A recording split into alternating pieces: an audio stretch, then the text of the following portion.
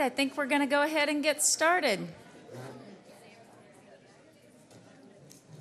So on behalf of the Independence Chamber of Commerce and the City of Independence, because they co-sponsor this event with us, I'd like to welcome you to First Friday. I was thinking this morning, how can it be February? I cannot believe that we're already into our second month of the year. So February obviously is known for Valentine's Day. So many of you might think that, yeah, that's why Lisa got up this morning and put on her red, and you have red, and you have red, and you have red, and that may be the case. But more importantly, unfortunately, than Valentine's Day, many of us are wearing red today because it is National Wear Red Day.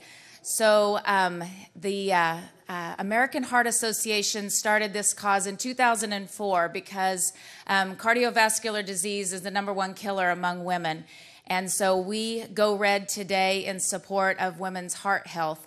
When I was 14, my dad died of a heart attack. So it was his second heart attack. And so heart disease runs in my family. So I proudly and unfortunately go red today in support of that. So I encourage you all to think about that today. Think about healthy choices.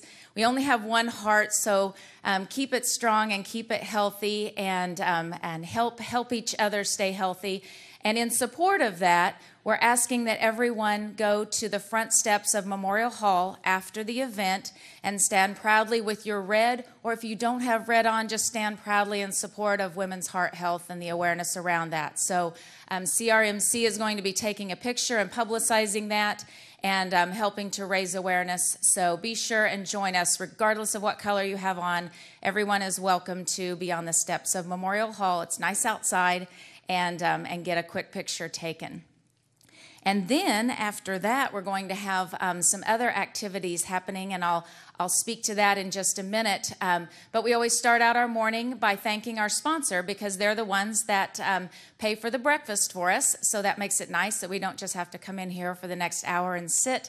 We get to enjoy muffins and fruit and coffee and a light breakfast from Annie Mae's. And this morning's sponsor is Coffeyville Regional Medical Center. And this morning, John Line, a physician's assistant from the facility, is here to talk about, in particular, the Wound Care Center. So would you please welcome John Line.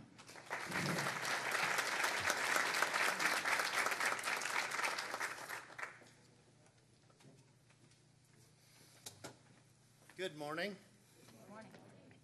Now that everybody's had their breakfast and coffee, we'll talk about chronic wounds. I'd like to swear everybody in this morning. If you would please raise your right hand. I'm not swearing you in, honestly. But if you or somebody you know or love has chronic health condition, I'm talking high blood pressure, diabetes mellitus, coronary artery heart disease, congestive heart failure, keep your right hand up. You or somebody you know. You're the people we're talking to today, okay? That was just a quick little exercise to demonstrate how many people really suffer from chronic disease, okay? 1 to 2% of the total population experiences a chronic wound in their lifetime. That's 1 to 2%. That's 6.5 million people in the United States annually. And if those are left untreated, this leads to loss of limb, even death. My name's John Line. I am a physician assistant. I have the privilege of working at Coffeyville Regional Medical Center within their wound care clinic. Our clinic has certified MAs. We have registered nurses that are certified or specialized within wound care. We have HBO techs, and we have 4 providers. Dr. Gangula, he's with us today. He's our medical director. Dr. Miller, Dr. Russell. Dr. Russell's a new general surgeon at CRMC, and I've been fortunate enough to be able to work with him some, and we're happy to have him, and then myself. We take a whole patient approach to the care of our patients. So we look at all their comorbidities. We look at the cause of the wound. We work directly with their primary care providers in order to treat all their comorbidities, diabetes, blood pressure, that sort of stuff. Where do chronic wounds come from? Well, they develop out of chronic disease. And all these chronic diseases have a cascading negative effect on all tissues of our body, to include organ function, circulation, bones, even our nervous system. All this leads to deformities within our lower extremities, our feet, our ankles. These deformities cause undue pressure in areas that causes breakdown of the tissue. Again, this leads to loss of limb and amputation. Interesting factoid, incidentally, amputations. If you look at partial amputations of the foot, if you have a partial amputation of your foot, it's going to require 25% more energy than normal to ambulate. Go a little higher, a below-the-knee amputation, it requires 50% more energy to ambulate. An above-the-knee amputation, it requires 100% more times the energy that a normal person would take to ambulate. A lot of those patients don't even ambulate again. At CRMC, we do all the appropriate testing that's needed when you have a chronic wound. We look at your circulation, your nervous system. We look at signs of infection. We use modern wound care techniques. These include debridement. We use assortment of dressings, wound vacs. We do offloading. We work with the nutritionists. We even have classes to diabetes education classes. We do revascularization, edema management, and HBO. HBO is hyperbaric oxygen therapy. This is a modality that we use that improves oxygen and nutrition to the wound. So normal air, we all breathe about 21% oxygen. What we do is we take the patient, we place them in a chamber. It's kind of an enclosed tanning bed. I'm stealing that term from a cohort of mine. It's an enclosed tanning bed. We infuse 100% oxygen. And then we simulate diving you to about 30 feet below sea level. That's 1.5 to 2 atmospheres. And with that pressure and that 100% oxygen, we can drive about 10 times the amount of oxygen to that wound to try and get it to heal. So we have healing initiatives at Coffeyville as well. Our days to healing are about 49 days. This is well below the industry standard. And I am about done. We are open 5 days a week. We have same-day appointments. There are no referrals necessary. You don't have to go to your primary care provider to come see us. So if you, a loved one, or someone you know has a chronic wound, please give us a call. On the table in front of you is a picture of an HBO chamber, some information regarding the chronic wound service line that we have there, and a phone number that you can call. Please take that home with you. And with that, I will introduce our medical director, Dr. Gangula. Thank you.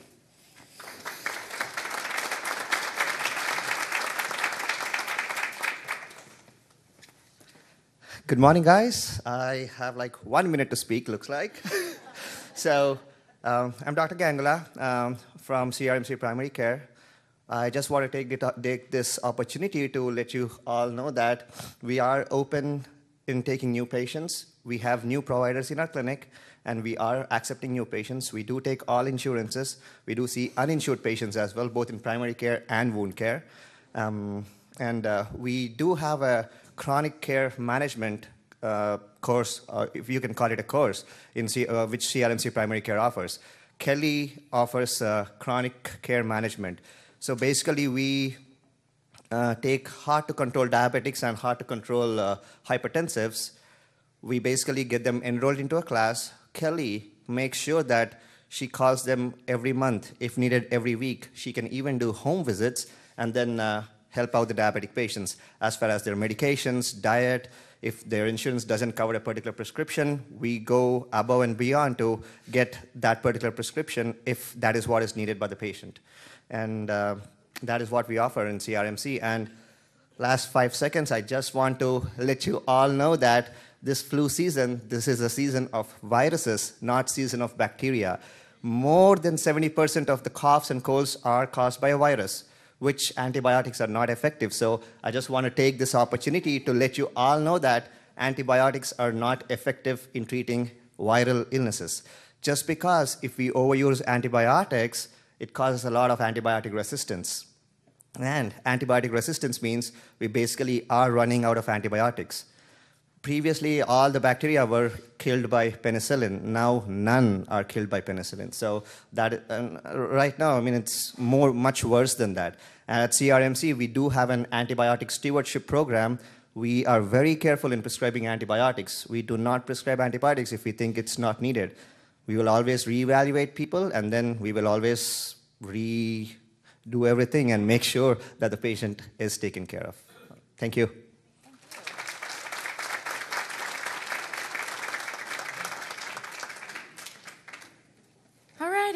So we always like to kind of tell you what's happening in the community. So flip that calendar over. It's underneath your program there, and we're going to hit the highlights. We also have some people that are going to be giving some shout-outs at the end, so we'll be covering some of those things. One of the things I wanted to point out this morning is we will be having a ribbon cutting. We're going to go right up on the steps of Memorial Hall, get our picture taken quickly, and then we're going to get in our cars or walk downtown and go to Confectionate. They are having a ribbon cutting at 9:15, immediately following all the activities here. That's at 221 North Penn Avenue. Confectionate Fine Chocolates, so be sure and get out and support them. I know they would appreciate Rhonda and Jim having all of us down there to welcome them as they open their store. And then, it's not on the list, but I've seen on social media that Laurel Street Bakery is opening, at least I think that they're opening, and so reopening in their new location in downtown Independence. So we're excited about that, so you could just grab a piece of chocolate and walk on over and welcome the ladies at Laurel Street to downtown Independence and wish them much success. We also have we have one of our speakers today will be talking about some hunting events that are going on in the community, so you're going to hear about that. It's on your calendar. Recycling is this weekend, and it's also every Tuesday, so you can check that out on your calendar. Eclectic has more activities than I could list this morning, so just take your finger down the calendar and look for the word Eclectic, and you'll see all of the activities and events happening at the art gallery that you can participate in. We also have a lot of basketball games at the college happening, and one game with the high school that will be their homecoming game coming up. And I was visiting with Dan Barwick, the president, and Tammy Heldenace last night, kind of through texting. And they have agreed that if you come up to me after First Friday and sign the back of a sign-up sheet that I have, or sign up on a sign-up sheet that I have, they're going to put it at the gate when you go into all of the basketball games. And if your name is on the sheet, you will be able to get into the basketball games for free. So what a gift. Yes, I know. What a gift, and a way to be supportive of the Independence Pirates. So see me afterwards and write your name down on that list, and we'll get you into the game for free. Games, they said, so at least one game. Maybe I better not say all the games, but at least for now, the one's coming up on the calendar. Okay, so we also have some events with Main Street. We have Let's Whine About Winter. Tabitha will be talking about that later on. And on February the 8th, I've marked that it is homecoming for the high school, so be supportive of them. And then on February 9th, here's one that you might want to pay special attention to. The Women of Independence are doing a fundraiser. It's their consignment sale, and in particular, they are consigning prom dresses. So go hunt through your closets for your teenage daughter's prom dresses that they wore once. Load them all up and be a part of the consignment sale. They take the dresses in from, I think, around 9:30 to 10:30, and then at 11 o'clock to 3 o'clock at the 4-H buildings out at the park, the dresses are all for sale. And so if you have dresses you want to get rid of, do that. If you need a dress, go on out and shop through all of the dresses that they have available and support them. There's also going to be an event at the library, lots of events at the library that one of our speakers will be talking about, and there's going to be a shout out about the spelling bee later on.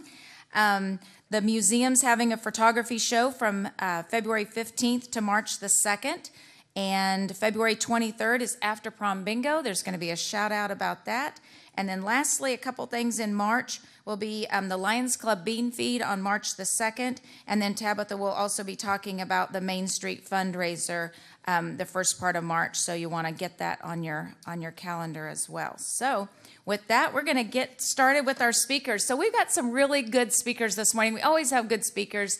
It's always fun because it's such a variety and eclectic mix of messages that we deliver at First Friday. But we have Julie Dunham from the high school who's going to talk about the Avid program. We have Brandon West who's going to talk to us all about everything happening at the library. We have Rusty Baker, who is going to be talking to us about the effects of hunting events in our community and county and what that has, the effects of our economy and tourism.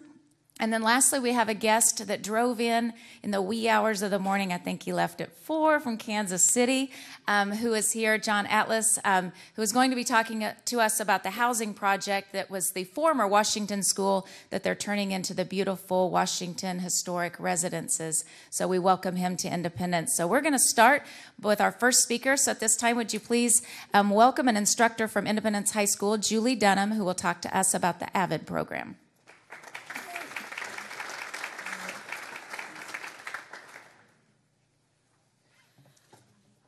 Okay, so just to start out, first of all, thank you so much for allowing me to come and talk to you all about a program that we've implemented at the high school that has really become near and dear to my heart, and that is called Avid.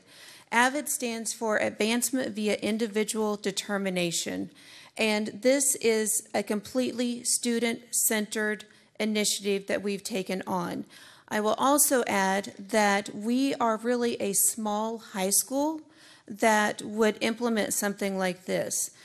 Typically, you would see this type of initiative happen in the Wichita schools, the Olathe schools. So you're looking at populations of 2,000 to 3,000 students. At Independence High School, we have about 550 students, but yet we saw that we have a lot of kids that fall into the middle. At the high school and at most education centers, you have programs that really help the high achieving. We have gifted programs, which are fantastic to help those kids who are already at a 4.0 GPA. And we also have things in place for the students who are lower achieving or who need extra help in the classroom. But what was really missing was something for those kids in the middle. And when I say the middle, this is typically the GPAs of 2.0 to 3.5. Those kids that are probably A, B, and C students, that with a little bit of support and some identified ways to help them achieve more so in the classroom, they can get to those 3.0 to 4.0 students. Okay, so let me tell you a little bit about what we do at the high school. So first of all, in order to be an Avid, you have to apply. This is not something that students just enroll in a class and expect to get into. You may remember when I mentioned what Avid is, it's via individual determination. This has to be something that the kids want to do. These are students that recognize that they could probably be doing better in school, but then also we have some students who realize, I do okay in the classroom, but I don't know how to get to where I want to be for my future. And so that's where Avid comes in. So we have students apply, and actually we're kicking off our application process at the end of February. Once students fill out the application and follow the deadlines, follow the teacher recommendations, then they have an interview. Now, the majority of our students are incoming freshmen, and to have to sit before two adults and answer questions is pretty scary to a lot of them. So just the fact that they're willing to do that is pretty amazing. Now, also know that during the interview process, they can have a parent with them. It's not an interrogation process, I promise you. Okay? But after students have interviewed, then as a team, we sit down and look at the applicants. We look at what kids really qualify and really fit that individual determination factor. And so once they are selected, they are then enrolled in an Avid elective class. This is a regular class during the school day. We have an Avid trained elective teacher that teaches them a lot of skills that they may or may not have possessed. Now, I will tell you, Brandon and I were talking about being in school before this started. One of the struggles that I think a lot of us had when we went to college was, how do you take notes? How do you study? How do you prepare? These are a lot of the qualities that we teach these kids when they are in the freshman and sophomore level of Avid. That in itself is quite a process. The other thing that is very important, and we have several, but on Tuesdays and Thursdays, we offer tutorials. Tutorial time, number one, at first, the kids absolutely hate it because it forces them to recognize and acknowledge they may not have understood everything that took place in a class that day or that week. And so students have homework to where they have to acknowledge that they had a problem. We call it a POC, a point of confusion. And the students have to present to a group of peers and a mentor their point of confusion. Now, again, as a freshman, this at some point is some of the scariest things that they will do, to actually have to admit in front of their peers they may not have understood everything that took place in the classroom. But soon they get over it because these are other kids who have the same issues. And so our hope is that they become comfortable with the other people that are in the classroom, and so comfortable that they're not scared to admit that maybe they didn't understand everything. As the kids progress, we also take them on field trips. Our field trips are typically to colleges and technical institutions, primarily because most of our students are first-generation college students or potential first-generation college students. And so if Avid was not showing them that they have a life after high school, they may not realize it. So we have taken groups to a variety of colleges and universities. So far, our first visit was to Pittsburgh State University. Okay, so if you're a gorilla, we got them. Okay, we've also taken them to Wichita State. Okay, we have of course covered Independence Community College and Coffeyville Community College. And this spring, we have several visits planned. We're going to take a whole group to KU. And so those of you who are Jayhawks, then you can be pleased. We're going all the way up there too. But then we're also decided that by junior and senior level, they need to have more individualized college visits. And so our juniors and seniors are able to apply or ask to go to a college or university and do some more individual exploration. Just on Wednesday, we had a couple of young men who went to Cali County Community College. That was because they're interested in some of their tech programs. Next week, we have some going to Emporia. Later on in the school year, we have some going to K-State. We want to be equal opportunity providers of those two. Okay. We also have students that want to go back to Pittsburgh State and really be able to connect with some of those programs.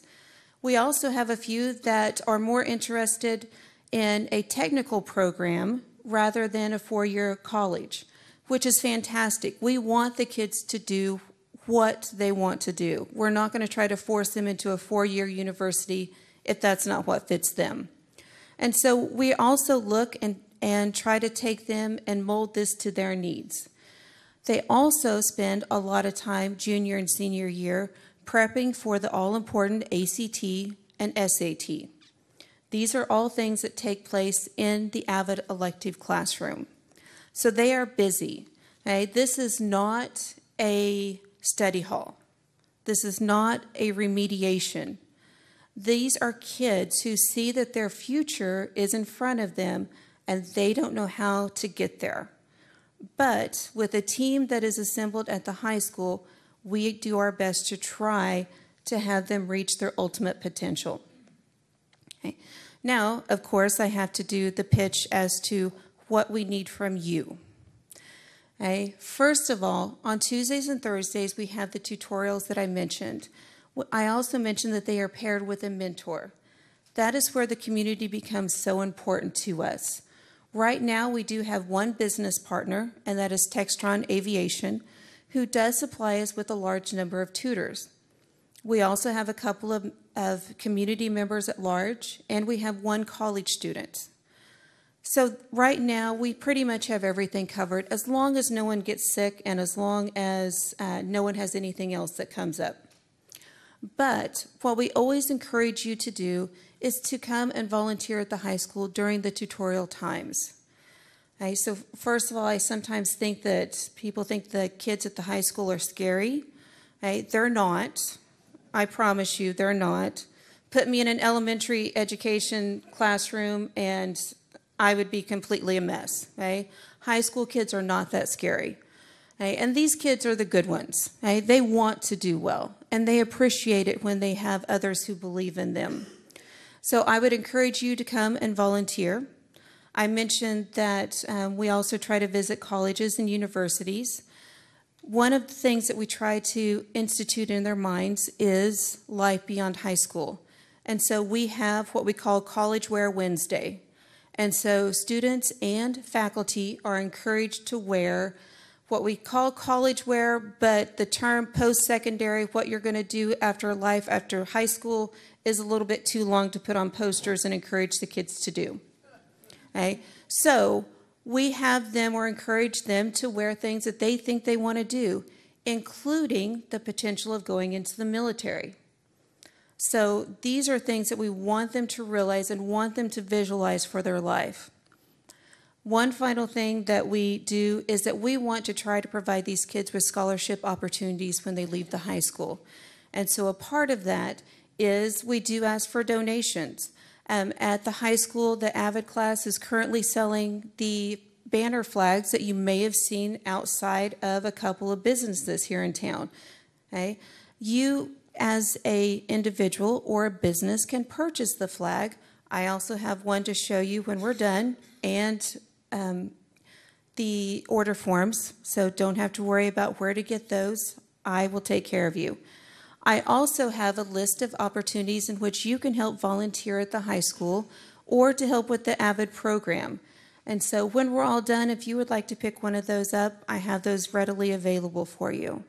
Okay? I just want to say thank you so much for allowing me to come in and talk about something that I'm very passionate about, and that is helping our high schoolers realize there is life after high school. Thank you. Thank you very much. It's always nice to have the high school and all the schools come in and tell us what's happening in the schools. So if you have young kids and you have middle schoolers that are approaching the high school, I think it's interesting to know the programs that they have, and even more interesting to know that we have really cool things in our small school that big schools have. So that's exciting, and thank you to Textron for their support of that program. Well, as I told you before, our next speaker is no stranger to the podium. He spoke to us at First Friday in the past. He is a viable part of the Independence Public Library, so would you please welcome Brandon West.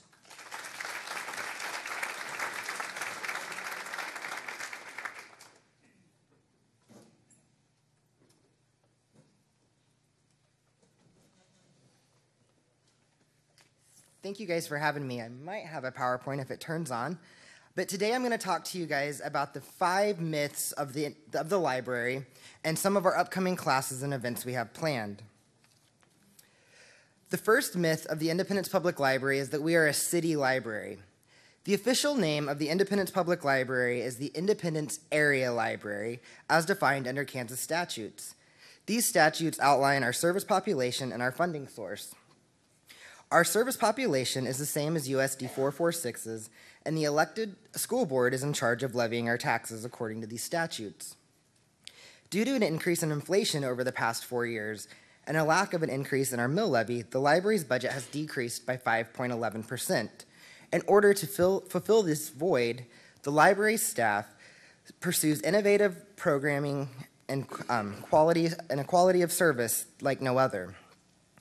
We also rely on grants to help fulfill this. In 2018, we received a variety of grants to fund educational classes at IPL. Not only did it fund educational classes in 2018, but those grants are continuing over to 2019. Some of these grants include Libraries Ready to Code, which teaches teens in the community about computer programming and uses real-life applications to build a robotic farmer that we have outside in the back of our library.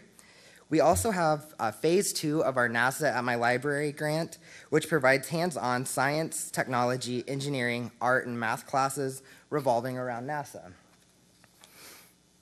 We received the Revisiting the Founding Era grant in 2018, which used historical documents from our founding fathers. This grant allowed our community to look at the Constitution and see how it applies today. With this grant, we also received a traveling exhibit called Alexander Hamilton, and it discussed his life. In the fall of 2018, we received the National Network of Medical Librarians grant, which provided a variety of classes focusing on healthy families. Our teen librarian received a Southeast Kansas Library System's DREAM grant, which funds from this allowed us to partner with FabLab ICC and create a program where teens can come in on Thursday nights and learn how to build electric go-karts with the hopes that we're going to be racing them this coming March. We also received numerous Humanities Kansas grants, which provide humanities speakers as well as scholarly-led book discussions. We rely heavily on our Friends of the Library group. The Friends work in a variety of ways to support the library. They volunteer at events, and they provide funding for our youth and children classes and events, as well as our children's collection. In order to help us, they provide 2 fundraisers each year. The first one is the Adult Spelling Bee Team Competition, and if you don't know how to spell, don't worry, I'm right there with you. We have tickets available for that, and that's going to be on February 9th at 6 p.m. at the Booth Hotel. We also have another exciting fundraiser in the spring, which is Literary Vine, which is a wine tasting event that takes place out in front of the library on Friday, May 10th at 7:30 p.m. So it truly does take a district to run a library. The next myth is that the library is a quiet zone. Just a shout out, how many people do you think has been at the library in 2018? Any guesses? Just shout it out. 200? We actually had 63,400 people walk through our doors in 2018.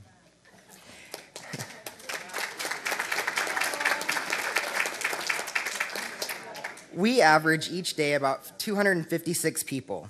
On any given day, we have people waiting at our doors for us to open, people using our computers to apply for jobs, families researching their genealogy in the Polly Merchant Family History Center. Area youth are swiftly walking, they're not running as they'll tell you, up the steps to meet their friends, play board games, or work on homework.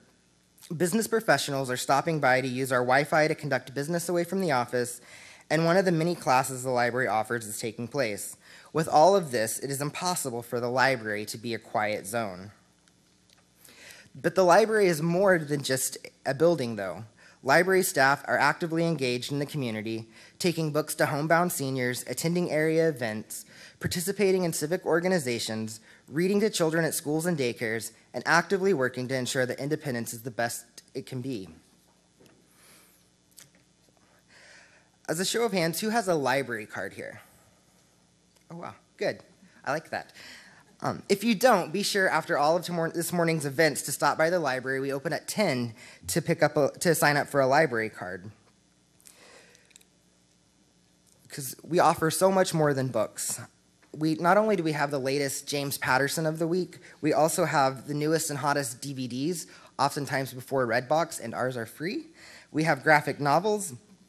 Through the Network of Medical Librarians grant that we got, we have exercise equipment to check out, along with 2 gym memberships for 3 weeks to Cornerstone Fitness. We have a variety of audiobooks and large print books. And the cool thing about the Independence Public Library is that we have streaming services, so you don't need Netflix. You just need your library card. We have streaming services such as Sunflower eLibraries, which offers ebooks and audiobooks. We also have a really cool app called Hoopla Digital. This is going to grant you access to ebooks, audiobooks, movies, television shows, graphic novels, music, and so much more. And it's not just old classics. It's new Avengers movies and pretty much anything you can think of on Hoopla. And we can also sign you up for a state library card, which grants you access to even more ebooks and audiobooks, as well as free classes taught by university professors and DIY classes as well. So I kind of mentioned that we check out more than just books, but that's the third myth I'd like to talk about. In 2018, we checked out over 91,000 items, which saved our community through checkouts $1.8 million. The next myth is that IPL only offers craft programs. Who has been to an event at the library? Good. The Independence Public Library in 2018 hosted 646 science, technology, engineering, art, and math, also known as STEM, classes for area youth, with an average class attendance of 26 youth per class. One of the highlights for the year is our annual holiday festival. This event is our youth winter reading program, where during the month of November, area youth up to age 18 can earn holiday bucks for every 15 minutes they read to be redeemed at the festival. In 2018, area youth read more than 12,000 hours to turn in holiday bucks at the festival. As part of the NASA at My Library grant, we will be celebrating spring break this year with all things space. To Infinity and Beyond is a week-long program that we use the NASA at My Library grant to fund. The liftoff for the event will be Friday, March 8th, starting at 5 p.m. at the 4-H building at Riverside Park. This family-friendly event will feature an inflatable planetarium, a laser science show, hands-on STEM activities, a star party, and most importantly, food. Each day during spring break, the library will offer a different science and space STEM activity from 3 to 5 p.m. Activities include building planets out of food, coding, space shuttle building, planet geography, and constellation building. Continuing with the space theme, this year's summer reading program is a universe of stories. The summer reading program at the library is our highlight of the year. As soon as school gets out in May, every day at the library, we have kids lining up to come into our building at 9 a.m., and we don't open till 10. And usually they're there from the time we open till the time we close at night.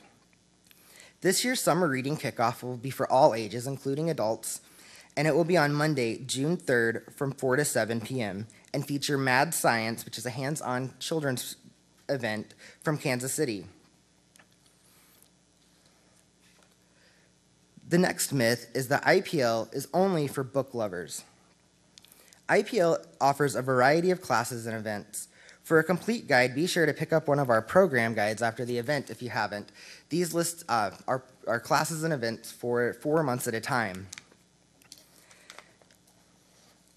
And some of the upcoming events that we have include our Tatanka exhibit, which tells the story of the American bison.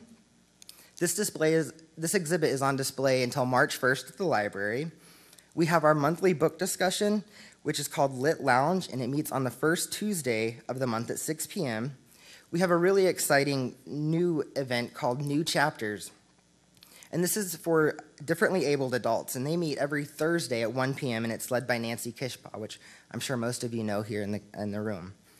Our Friends of the Library meet every second Tuesday at 5 p.m. for different activities, including socials, speakers, and Meet Me In programs.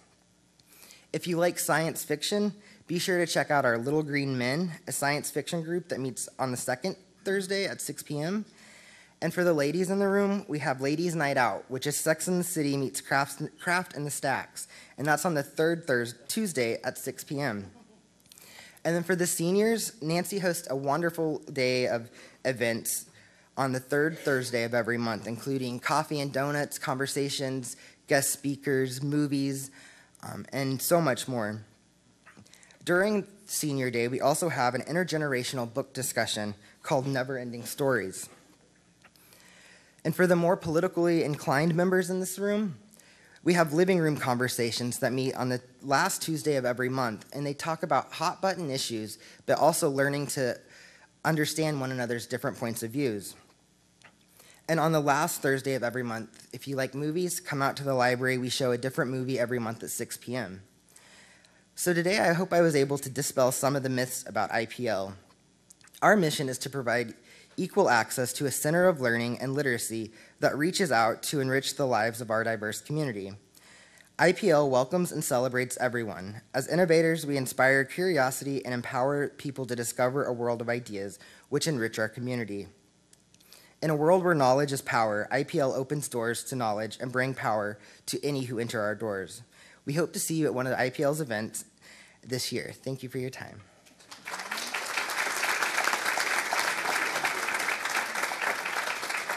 Thank you. You guys got it going on there at the library. So our next speaker is, again, no stranger to the podium. And I asked him to come and speak, and he actually brought a trio with him. So we're gonna do this in 3 different parts. But I invited Rusty Baker to come to us to visit with us about all the activities that are happening out at Remington Ranch. Many of you might not even know Remington Ranch exists, and what is happening out at the north end of our community that has an impact on our entire community. So at this time, would you please welcome Rusty Baker.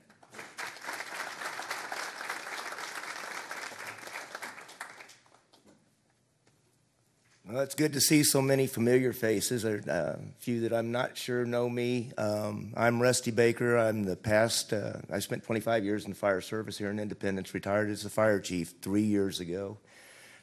Lisa was kind enough to ask us to come in and kind of give you an overview of Remington Ranch.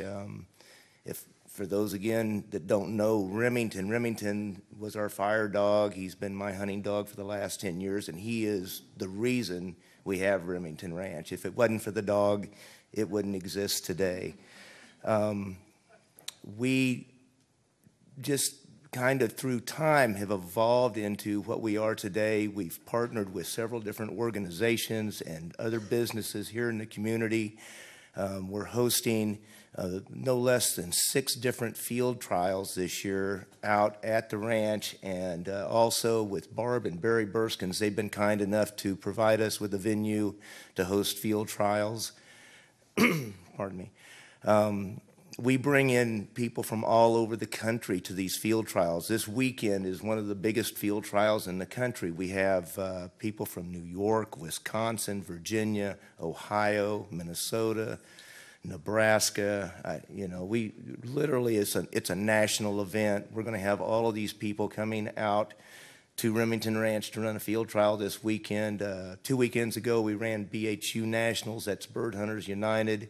Mark Farrell's going to talk a little more about that. We've also partnered with Jeremy Appleby and Ed Holland, who are the front guys for the Heartland Cup Challenge and Pheasants Forever in our area. We're going to have Jeremy come up and talk a little bit about that and their youth programs that they're sponsoring through these field trials. We also have partnered with Summer Duck Outfitters, which is a local outfitter here in this community. In partnership with them, we're bringing hunters in from all over the country that are staying in this community and spending their dollars in our hotels, their housing at Remington Ranch. They're spending money in our community. I would venture to say that throughout the entire year this year that we are probably going to put somewhere between 700 and 1,000 people in hotel rooms in Independence through the course of the year, and I think that may be the light side of it. But those are just some of the things that we're doing out at the ranch and in the community to help, stimulate the economy and bring growth and have, some outside money come into the community and be spent here. So I'm going to let Mark Farrell come up. He's going to give you a little bit of insight and overview into BHU, which is a national organization, and some of the things that BHU is doing. Mark Farrell is the president, CEO of BHU. So I'm going to turn it over to Mark. Thank you. Thanks, Rusty. Hi, guys. Thank you for having us in here today. Like Rusty said, BHU brought their national event to Independence this year. I purchased BHU a year and a half ago. Nationals has always been up in Marysville, Missouri. It was an opportunity to bring 100 to 200 people to town, had over 110 participants. Don't have an exact motel count yet. I know for a fact one of the local motels was kind enough to run a special for us and some of our hunters, and I know for a fact we put 45 people in that motel. We booked 45 rooms just in that motel. So not only that, we had them here for 4 days. People came, ate, enjoyed our little town. The ladies, we had quite a few of them participate in hunting.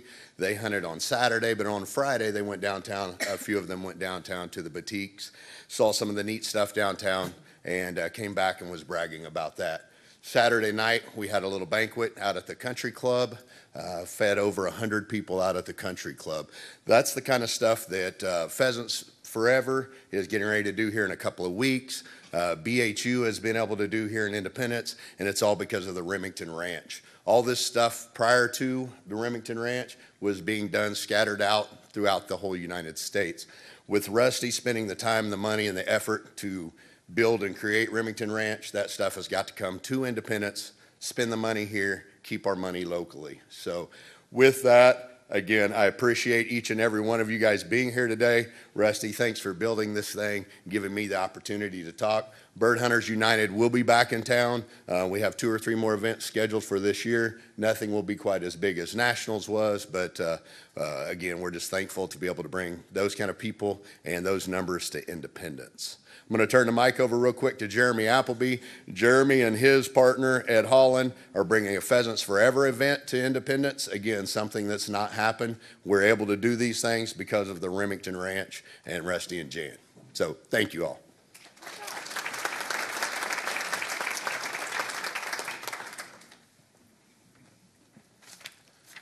Thank you, Mark. I'm Jeremy Appleby. We are with the Heartland Challenge Cup out of Kansas City. I moved down here last June, and we are bringing 2 events to the area. Our Heartland Challenge Cup is in October. We bring people from all over the country. It's a big fundraiser. We raise about $1,000 in October, but our biggest fundraiser is coming up in 2 weeks, the 16th and 17th, and that is our Bird Dog Challenge Cup. It is a BHU sanctioned event. Over the last 5 years, we've raised over $18,000, and every bit of it, $118,000, sorry, and that's been spread out over Kansas, Missouri, from Kansas City all the way down to Independence, Kansas now, and that's all been donated to the youth. 100% of it, and we've taken no proceeds from it. We have bought a trailer for youth outdoor shooting sports and plan on having an event, I think it's the 3rd weekend in April out at the Remington Ranch. It will be free to youth. We'll have fishing, cooking, shooting, and a mock hunting scenario. And before we did all that in Kansas City, thank you, Rusty. Have a good day, guys.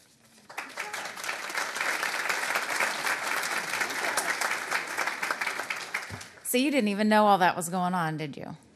I know. Cool things are happening in our community, but actually I'm embarrassed, John. You know, we invited you here, and hardly anyone comes to anything in Independence, and they don't get up early to attend things, and we don't do anything but, you know, just sit around. Nothing's going on in this town you're getting ready to do business in. So, but I say that in jest because I'm always proud to serve as the chamber director and represent a community that has so much activity going on, and we're going to embrace Washington historic residents, and we're excited about what you're doing to transform that building, and as a testament to the support of the community, this is not a special occasion. At First Friday, we always have between 80 and 100 people here. It's a televised event. We have great speakers who love Independence, and we just welcome you here. So at this time, I'm going to give you the mic so you can tell us all about what's happening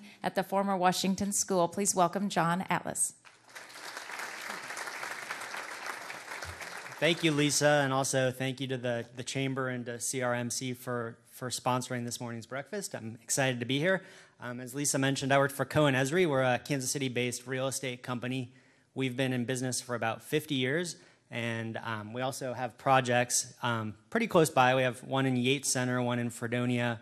We actually have 2 here in Independence. We have 8th and Main that we developed about 10 years ago, And then we also are in the process of redeveloping Pheasant Point, just north of here. So Washington Historic Residences will be our third project here in Independence. We're really excited about it, and we love Independence. So in addition to these projects, we also have projects in 10 other states, Missouri, Illinois, Wisconsin, all the way over east to North Carolina. Our company actually first toured the Washington School in 2011. That's when the school closed. And at that time, actually, the school board was under contract with another developer who was planning to do a similar project and turn it into housing. That developer tried for a couple years and eventually gave up on the project. Cohen Esri took over the project in 2014. We bought it from the school district at that time. And as it often does, it took a couple years to put together all the financing and the architectural plans and make the project work. We were awarded federal tax credits for the project in 2017, and we started construction in May of 2018. And we now expect the building will be completed in just a few more months. Probably in May, we'll be ready for occupancy. Excuse me. A little history on the school. I assume several of you may have gone to the Washington School. Any show of hands just for fun? Okay. All right. Well, Washington School, for those of you who went there and maybe those who didn't, Washington School was built in 1939. It was a part of the New Deal program, and it was dedicated on January 3rd, 1940. It was built for the big price of $137,000. Washington School and Lincoln School, which I assume some other of you may have attended, were all built at the same time. And at that time, before those two schools were built, there were 6 schools here in Independence, and they were consolidated into those 2 schools. One interesting thing that we found out is underneath the whiteboards in the Washington School were some original slate blackboards. And those blackboards were actually salvaged from the previous Washington School that was built in 1902. So when we uncovered it, we found these cool old historic artifacts that maybe some of your great-great-grandparents may have learned how to spell on. And those are actually still in the school, so they'll still be in the apartment units when the project's completed. So I'm pretty excited about that. Basically, the school had 14 classrooms. There were 2 classes for each grade, as well as a kindergarten room, an art room, a music room, a library, kitchen and lunchroom, and then, of course, the gym and assembly room. All of the former classrooms, as well as the principal's office, are going to be converted into apartments. We're going to have 23 apartments. Almost all of them will be 1-bedrooms. And they will be targeted to those who are 55 and older. So it's an age-restricted property. And it's also an income-restricted property due to the financing that we have. One of the most unique features of this building is the bicycle ramp that goes into the basement. So those of you that may have ridden your bikes to school, you could just kind of cruise right on down into the basement in your bike. The school board actually saw that at a different school in Mississippi. Before the school was built, they went on kind of a regional tour to see what kind of features they wanted to include in their school. That you don't see that very often. It's kind of a neat thing. So the school closed in 2011 after 71 years of service, and today we took this $137,000 school that was built in 1939, and now we're spending $5.5 million to rehab it. So costs a little more today than it did in 1939, but we're also making some upgrades to it. We're putting, in addition to adding an elevator to make it fully accessible, so we're in the gymnasium, we're building an elevator tower that'll connect into the hallway on the 2nd floor.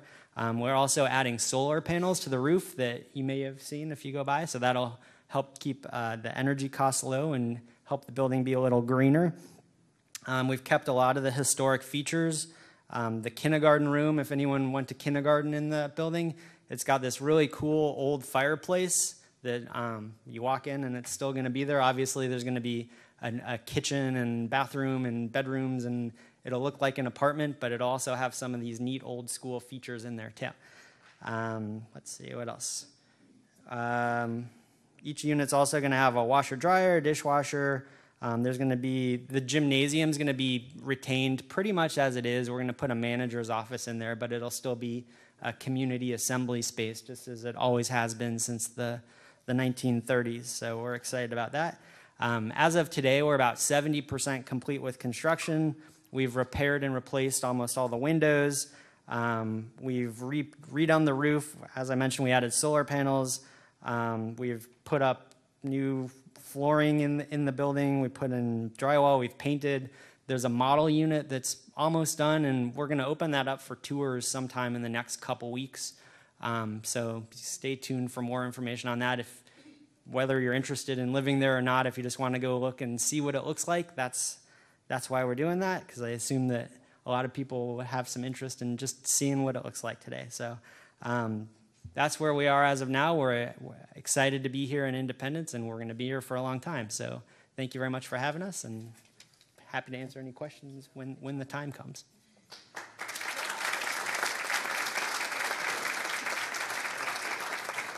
Thank you, thank you. We appreciate your investment in the community, too. And I must say, 8th and Main is beautiful. And the lady from Pheasant Point has been into our office and has left some brochures about all the work that they're doing on Pheasant Point and the investment they're putting in that property. So look for some changes to happen out there, too. It's pretty impressive what they have planned for that. So at this time, we usually open it up to the floor. So for some shout-outs.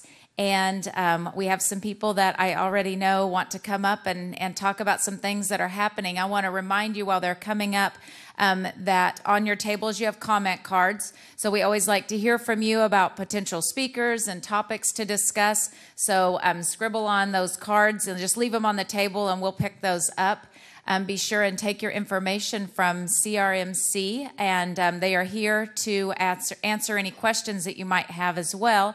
And then on the table over here is our flyer table, so you can always get additional flyers there. You can go to our Facebook page and get that information off of our Facebook page. And I'm going to fire up this microphone because we got a big, long line of people that want to talk here. All right, Tabitha. Okay, thank you, guys. I'm Tabitha with Main Street, and I have a list here. Sorry. Our first event is going to be February 7th, and it's our Let's Wine About Winter, and it's a sip and shop event. So we are going to start at Sarah's Ace Hardware. We're going to be giving away our Let's Wine About Winter wine glasses. They're super cute. You're not going to want to miss out on those at 5 o'clock. And we're going to also have some wine slushies there. And I hear that there's going to be lots of bargains all through downtown, so be sure to check out our event on Facebook for those. Another couple things we're going to be doing are a couple workshops for realtors and small business owners on February 19th. That is going to be at noon at Big Cheese, and that's for realtors. And we're going to talk to you about alternative financing if you're a small business owner and what is out there if you want to expand, move, do some upgrades to your facility, that kind of thing. And then the next one is the 20th, the next day, and that's at 7:30. And that is for small business owners. And it's going to be going over the same material, but we're focusing on the realtors at lunch on the 19th and then small business owners on the 20th. And we've teamed up with MAC with that. And Trisha's going to be there to talk about all the different financing options out there for you. Next is our Boots, Buckles, and Main Street fundraiser on March 2nd. And this is our only fundraiser of the year. And this year, we are really focusing on Christmas decorations because we've had quite the time with those in the past. Every year, it costs us between $700 and $1,200 to get them up and going. And this year, we had some problems with them, and they couldn't get them up and going. And thank goodness, Mr. Blankenship with Blankenship Electric spent several hours working on those and did not charge us, because if you've had an electrician lately, you know what that cost. And he spent at least 8 hours on those and got them up and running so that we could have them. But then the wind did some damage to them. And so if we don't raise money for our Christmas decor, we aren't going to have any this year. So that's our big focus this year.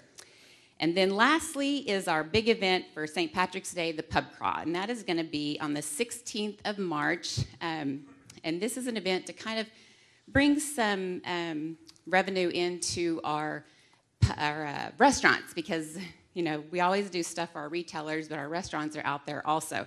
So we're going to start, I think we'll start at the booth at 6, and it'll go from 6 to 10. And we don't have an ending place yet, but we will get that out.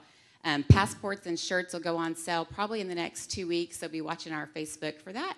It's always a great night, and it's a fun time to just get out and socialize. Even if you don't want to crawl around, you can just stand on the corner and visit, because it's a great time. So thank you. Come right here. Hi, I would like to invite you to our After Prom Bingo fundraiser that we'll be having this year. It helps us raise funds to support our students for After Prom. We are going to be having our event on February 23rd at IHS Cafeteria, so we would like you all to come out and join us. You'll be able to win basket prizes and cash prizes, and we'll have a concession stand, so you don't have to fix supper or anything. You just come and eat and have a great time. We'll have tickets for sale in advance. You can purchase them at $10 at Magnolia or at Independence High School office, or you can catch Heather Bryant or I after First Friday this morning, and we have some tickets with us. Or if you just want to show up the day of the event, they're just going to be $13 at the door. So grab your friends, family, grandparents, parents. Come on out and join us. Thank you. Let's come right here. Good morning, Independence. My name is Jenny Soper, and my husband Robert and I have just recently moved into Independence. We purchased the home at 11th and Myrtle, which is that big greenhouse, and we're going to be opening a bed and breakfast. And so I am a returning Independencian. That's it. I was born here and lived here through elementary school, and then went all over the place, and now I'm back. We did come in from Los Angeles, where I lived for the past 45 years, and so it's cold here, people.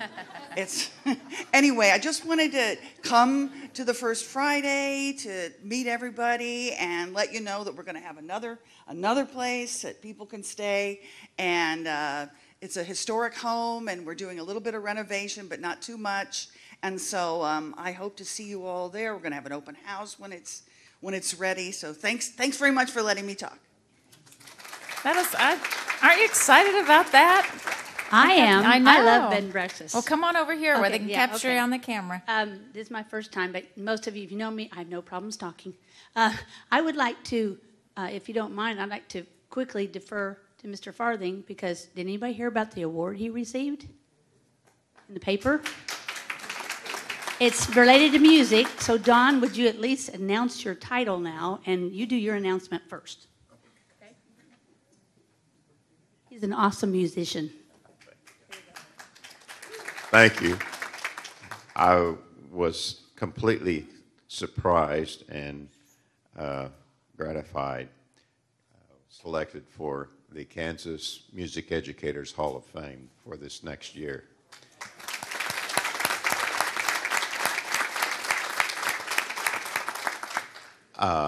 In a side note, that I try to stay active with music, as many of you know.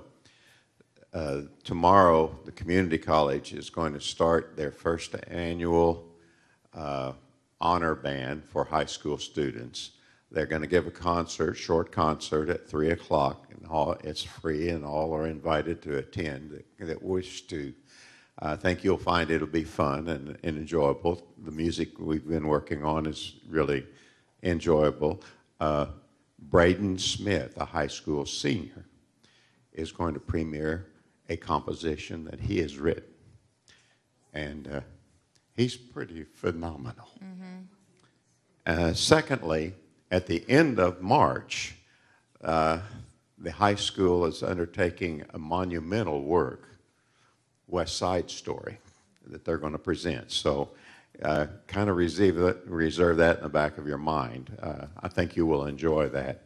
They're working very, very hard, and it's a really challenging piece. I'm in the pit orchestra, and it's hard. So hope you enjoy the music of this community. This community has always supported tremendously the music and the arts. Thank you. Thank you. Congratulations. Now, I may not be able to get through this without tearing up a little bit because we raised our kids in Northeast Oklahoma. When my husband was in an auto accident, I won't get into the details, we found that it was time for him to retire. And the obvious choice was come back home. For his sake as well as mine. Sorry. Anyways, my announcement has a little bit to do with that. But I knew that Don standing up here, I thought, okay, he's going to cover the band stuff. Because my husband has a bachelor's degree in music education, instrumental and vocal, and he did that a little bit, but he went a lot of other directions. But he's been a teacher. He was in education. And part of the reason we decided to retire was because get out of Oklahoma while the getting was good. If you knew what's going on with education in Oklahoma. But anyways, he's been thrilled with his ability. His two passions are trombone and Santa. And that's his retirement stuff. And he's been thrilled with the music scene in this area. And he's looking forward to being a part of it for as long as his lips will allow. And look forward to all kinds of other music opportunities because he's ready to be in the community and help with that area. And I wanted to give a shout out to Larry, the fairly new instrumental director at ICC. He has a vision. And David's become real close friends with him. He wants to take ICC's music program nationwide, and I don't doubt that he will. So we're really excited about being friends with him and helping to support him. Now, what I'm up here for is there's something you might have been, if you read the paper, you know about this, Montgomery County Family Caregiver Lunch. These ladies have been a huge support to me. I'm from Neal Shea. I came to Independence, and I was in the Neal Waller Parade. And that's about all I knew about Independence, shopping somewhat, But anyways, when I found this group, I found a group that I could connect with. They were there for me when I needed them. I've got all kinds of caregiver situations in my family. And it's free lunch the second Thursday of every month. This year it's on Valentine's Day. And you get a free lunch. They have federal grant money. And Kathy Newman is a wonderful facilitator of this group. And we've had people come out. It doesn't matter who you're being a caregiver to as long as they're 60 years of age or older. And they're very minimal paperwork to fill out. Has anybody else in this room been to that group at all? Okay, so I thought it's some familiar names. So it doesn't matter what age you are. It's if you're a caregiver for someone 60 years of age or older. And I've gotten help with Medicare, Part D, all kinds of good information from them, not only from their speakers, but from the ladies, it's men and women, who come because I had not gone down this road before. He's on Medicare. I've got to get insurance. Where do we go? I had no idea the medical community in this area, and I'm still finding my way through it. So anyways, this is 11 o'clock on Thursday, February the 14th. It goes from 11 to 12:30. Again, free to family caregivers who are caring for family members over the age of 60. It can be your parents. We've even had people who have come whose person they were caring for in a nursing home or wherever has died. And they keep coming because they need that support. So I highly recommend these ladies, this group. I keep saying ladies. Men and women do come to this. So anyways, please come out on the 14th. She can support however many come, and you get a free big cheese pizza lunch. Okay? Thank you. Thank you. All right. Well, a week from tomorrow, you are all invited to come strut your stuff for an evening of jocularity and fun, hijinks. Doesn't sound like a spelling bee, does it? That's what it is. I am telling you, I promise you, Jerry can back me up. You will laugh until you wish you weren't there. You will be so sore from laughing. Being a good speller is not necessarily an asset for this function, okay? This is a team thing, and you are encouraged to cheat. Not your teammates, but the other teams. We are filling up fast. I've had 2 teams come in this week even, and this is typical. Every year, it's like the last week. Oh my gosh, we haven't bought our tickets yet. You can buy them online. They are only $25 for individuals, $175 for a regular no, is that a Hive? No, the VIP is the Hive, right? Yeah, okay. VIP is, the VIP table is $250, and it is the kind of a primo table. So anyway, we also have a spaghetti feed.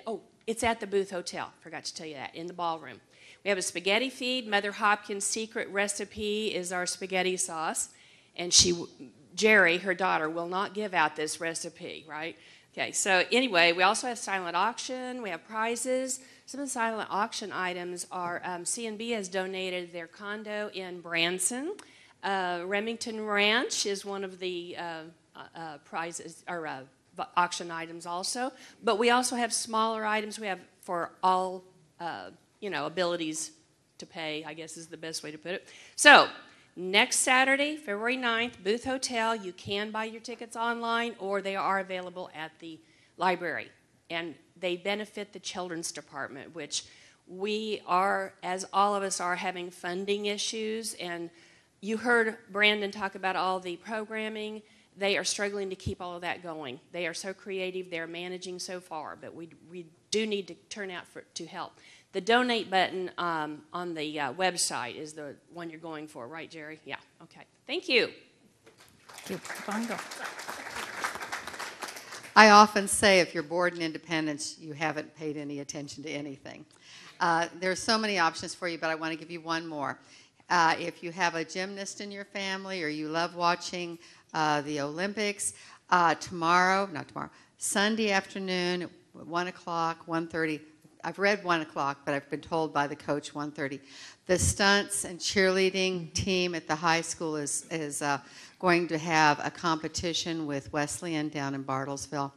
And you may not know it, but we went a couple years ago from just being a cheerleading squad to being a stunt and cheerleading. And if you haven't been to games and you haven't seen the amazing things they're capable of doing, it really is thrilling. I invite you to come out for a free event on Sunday afternoon at 1:30 at the gym at ICC. Thank you.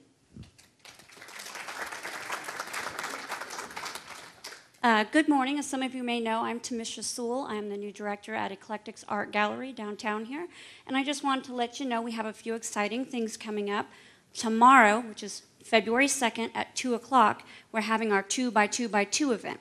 If you stop by the gallery, we have 2x2 paintings that are perfect for little Valentines and even little miniature easels to go with them for just $5. You can get your own personal art or buy some for your Valentine for just $5. Make sure you're there by 2 o'clock, though, because everything is first come, first serve.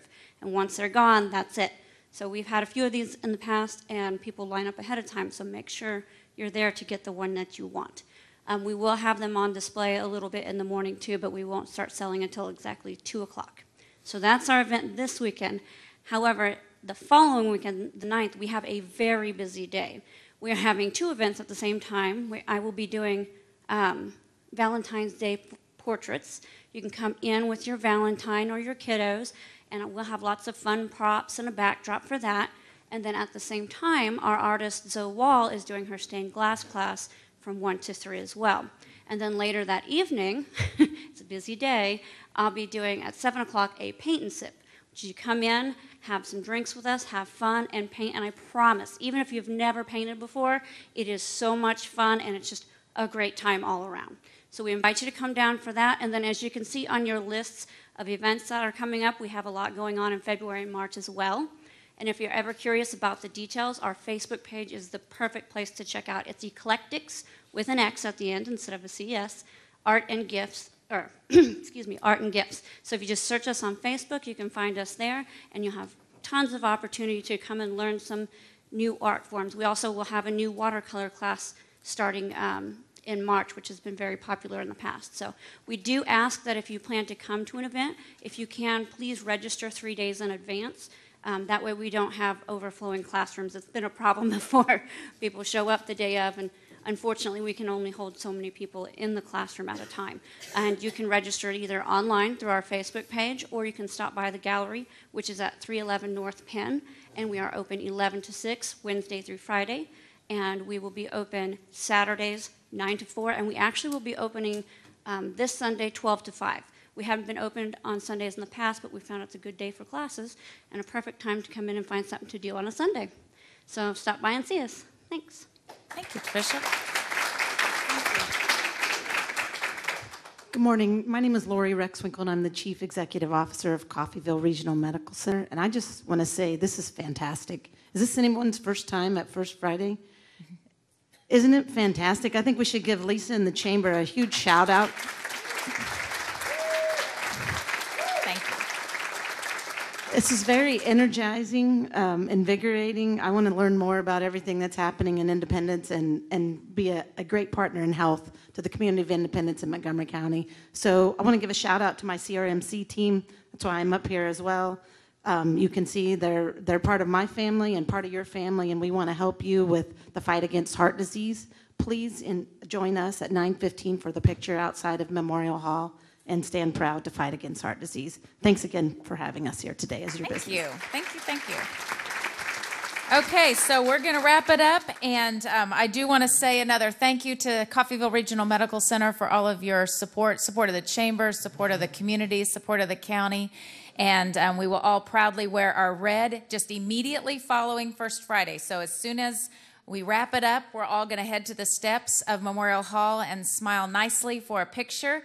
And then we're all going to head down and celebrate with Jim and Rhonda as we cut a ribbon to celebrate Confectionate Fine Chocolates.